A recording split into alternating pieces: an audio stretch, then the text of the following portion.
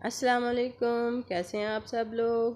بسم اللہ الرحمن الرحیم۔ آج ہمارا 5 لیسن ہے اور اس لیسن میں ہم پڑھیں گے فقرے میں سے PMRT اور ایکسٹینشن نکالنے کا طریقہ۔ تو جیسے کہ ہمارا آج کا ٹاپک ہے فقرے سے PMRT ایکسٹینشن نکالنے کا طریقہ پلیس۔ ورب سے سوال کریں گے کہاں، مینر۔ ورب سے سوال کریں گے کیسے، ریزن۔ ورب سے سوال کریں گے کیوں، ٹائم۔ ورب سے سوال کریں گے کب۔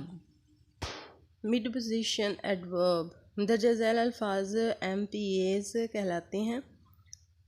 Always, also, even, often, seldom, quite, just, hardly, اسکیرسلی، frequently, definitely, regularly, almost, gradually, continuously, etc.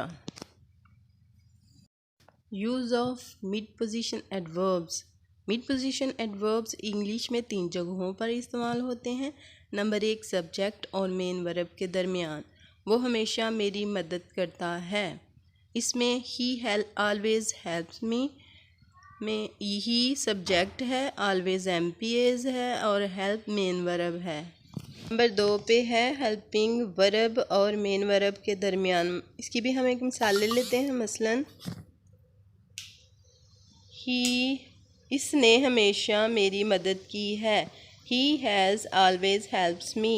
has helping ورب ہے اور helps مین ورب ہے۔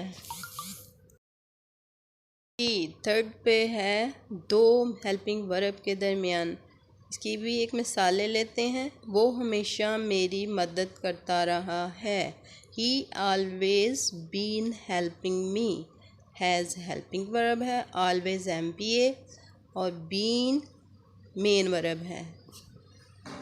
مثال، وہ کل پڑھنے کے لیے بس پر جا رہا تھا۔ وہ سبجیکٹ ہے، کل ٹائم ہے، پڑھنے کے لیے ریزن ہے، بس پر مینر ہے، کالج پلیس ہے، رہا کنٹینیوس تھا پاسٹ۔ اس طرح یہ PMRT ہیں۔ میرا چینل بالکل فری ہے، ٹینسز سیکھنے کے لیے میرے چینل کو سبسکرائب کیجیے۔